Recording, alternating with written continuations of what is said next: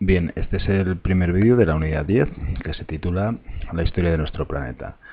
En él vamos a hablar de cómo se descubrió la edad que tenía nuestro planeta, que tenía la Tierra, y de los métodos que hay para determinar esa edad, lo que consiste en la geocronología absoluta y la geocronología relativa.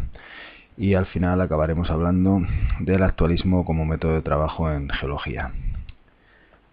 Bien, hay diversos autores que se plantean el problema de cuál era la edad de la Tierra. Así, en 1795, James Hutton defiende la idea de que la Tierra tenía una edad de cientos o miles de millones de años. Estas ideas las recopila y amplía Charles Lyell y aporta resultados de sus propias investigaciones, desarrollando dos importantes ideas, la del actualismo y la del uniformitarismo, que luego hablaremos de ella. Charles Darwin queda impresionado con las investigaciones de Lyell, ya que en ellas ve un complemento a su teoría de la evolución, ya que para que la teoría de la evolución de Darwin fuera válida, Darwin necesitaba que hubiera transcurrido mucho tiempo en la historia de la Tierra para que diera tiempo a que las especies fueran evolucionando y cambiando. Como hemos comentado antes, Lyell tuvo dos ideas importantes. Una era la del actualismo. Esta idea se resume en la frase siguiente: el presente es la clave del pasado. Lo que quiere decir es que los procesos que formaron la Tierra en el pasado son exactamente los mismos que actúan en la actualidad: la erosión, el vulcanismo, la formación de relieves por plegamiento, etcétera.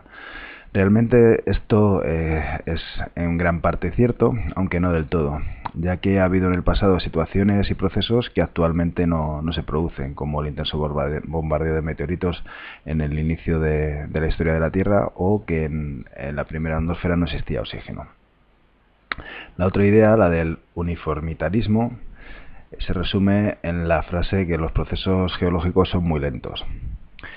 Así, Lyell consideraba que procesos geológicos como la erosión o el plegamiento son muy lentos y solo se consiguen resultados de gran magnitud porque actúan durante largo tiempo. De igual manera que con el actualismo, esto es cierto en gran medida, pero no del todo, ya que en el pasado ha habido procesos que han sido de tipo catastrófico y han sido rápidos y puntuales, como por ejemplo el vulcanismo intenso o las inundaciones asociadas al deshielo de los glaciares. Tanto Darwin como Lyell intentaron buscar algún procedimiento que les permitiera calcular la edad de la Tierra y no tuvieron éxito. Así, en 1862, William Thomson, también conocido como Lord Kelvin, calculó que la edad de la Tierra era de unos 90 millones de años, lo que contradecía las ideas de Lyell. Para conseguir esto, lo que hizo es calcular cuánto tiempo ha tenido que pasar desde que la Tierra se formó, que estaba fundida, hasta que se encuentre a una temperatura como la que hay ahora actualmente. Simplemente calculaba cuál había sido el tiempo necesario para que la Tierra se fuera enfriando. Sin embargo, esta cifra posteriormente se demostró de que no era cierta, ya que los métodos que utilizó Lord Kelvin para medirlo no eran fiables. Así, en 1903 se descubrió la radiactividad por Becquerel y el matrimonio Curie, y la utilización de esos elementos radiactivos que se encuentran en rocas y minerales permitió conocer que la edad de la Tierra resultó de ser de miles de millones de años, con lo cual al final tanto Darwin como Lyell sí que tenían razón. Bueno, pues las técnicas que permiten medir el tiempo geológico reciben el nombre de conjunto de geocronología. Esta puede ser de dos tipos: la geocronología o datación absoluta y la geocronología o datación relativa. En la absoluta, lo que se mide es el tiempo que transcurre desde que ocurrió un evento geológico, se sabe exactamente cuándo ocurrió. En cambio, en la datación relativa o geocronología relativa, lo que se hace es comparar dos o más procesos geológicos y ordenarlos según su antigüedad. Simplemente ordenar cuál ocurre antes y cuál ocurre después, sin saber cuánto tiempo hace que ocurrió. En la geocronología absoluta se usan los ritmos geológicos y biológicos, como los anillos de los árboles que se producen por cada año de crecimiento, algo similar a lo que ocurre con los anillos de los corales o con las barbas de los glaciares, que son sedimentos que se producen en los periodos de fusión del glaciar y en los periodos en el que el hielo está congelado. Y por último, los métodos radiométricos. Los métodos radiométricos, como ya dijimos, fueron los que permitieron conocer finalmente la edad de la Tierra. ¿En qué se basan? Bueno, pues se basan en que la radiactividad se produce por medio de la desintegración de núcleos atómicos inestables, como pueden ser el del plutonio o el del uranio. Se llama periodo de semidesintegración o de vida media al tiempo en el que la mitad de los átomos radiactivos de una muestra se desintegran. Esta vida media varía para cada tipo de isótopo radiactivo. La datación radiométrica se basa en calcular la edad de un material basándose en los porcentajes del elemento inicial y del elemento resultante de la desintegración. Por medio de una fórmula matemática se puede saber el tiempo que ha transcurrido para que se encuentre esa proporción de uno y otro elemento. Bien, en cuanto a la geocronología relativa, lo que trata es ordenar los acontecimientos geológicos, determinando cuál fue antes y cuál fue después. Y se va a basar en 3 principios: el de superposición de los estratos, el de superposición de los procesos geológicos y el principio de correlación. El primero de estos principios lo que dice es que las capas de sedimentos se van depositando de forma ordenada, estando a una zona más profunda las más antiguas y las más recientes estando sobre ellas. En algunos casos esa superposición se puede alterar, como es el caso de que se hayan producido en los sedimentos pliegues o fallas. Así, en este caso, en este pliegue tumbado, este estrato es más antiguo, sin embargo está por encima de este otro estrato que es más moderno. Y en una falla de tipo inverso puede pasar algo similar. El estrato de color marrón es más antiguo y sin embargo se encuentra por encima de este de color grisáceo que es más moderno. En cuanto al principio de superposición de los procesos geológicos, lo que dice es que un proceso geológico es posterior a los materiales que afecta y anterior a los que no afecta o le afectan a él. Y el principio de correlación nos dice que si dos estratos tienen un mismo fósil característico, van a pertenecer al mismo periodo temporal al que corresponde dicho fósil.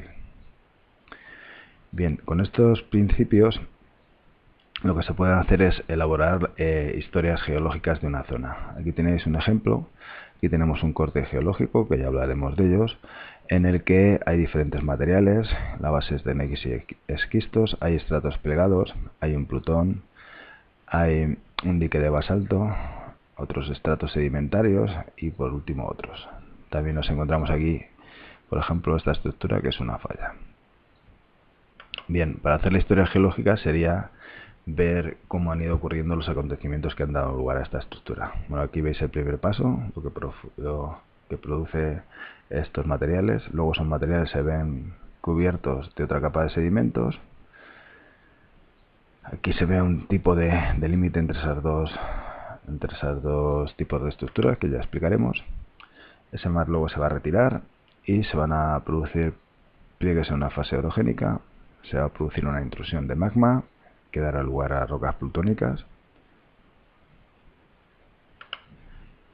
Estas zonas se van a erosionar y esos pliegues quedan truncados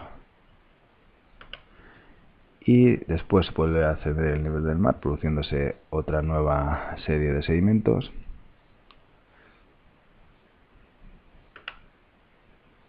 Vuelve a haber una intrusión de tipo volcánico y después aparece una nueva etapa de erosión y otra de sedimentación.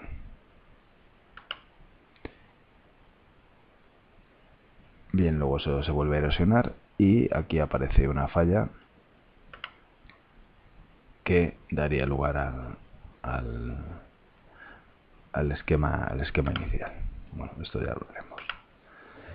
Bien, ya para acabar, hablar del actualismo como método de trabajo en geología. Entonces, el principio del actualismo se basaba en la idea que hemos comentado de que el presente es la clave del pasado.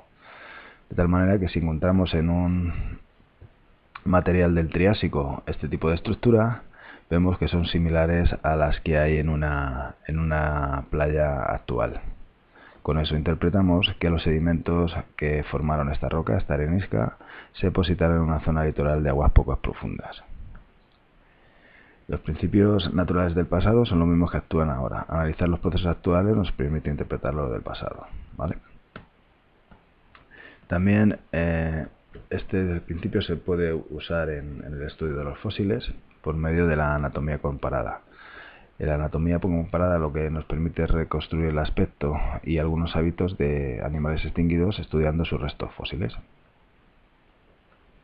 Y algo similar ocurre con la taxonomía. La taxonomía lo que va a hacer es analizar los fósiles para averiguar los procesos ocurridos desde que se originan estos restos fósiles hasta que se transforman en fósiles. Por ejemplo, en este caso, todos los huesos de este dinosaurio están situados en una posición anatómica, lo que indica que ese animal fue enterrado rápidamente. En este otro caso, todos los huesos están dispersos, están colocados de manera desordenada, lo que va a indicar que después de la muerte del animal hubo un transporte. Bueno, con esto acabamos este vídeo. Y recordad que tenéis que conocer qué es la geocronología absoluta y qué es la relativa, y saber los 3 principios de la geocronología relativa.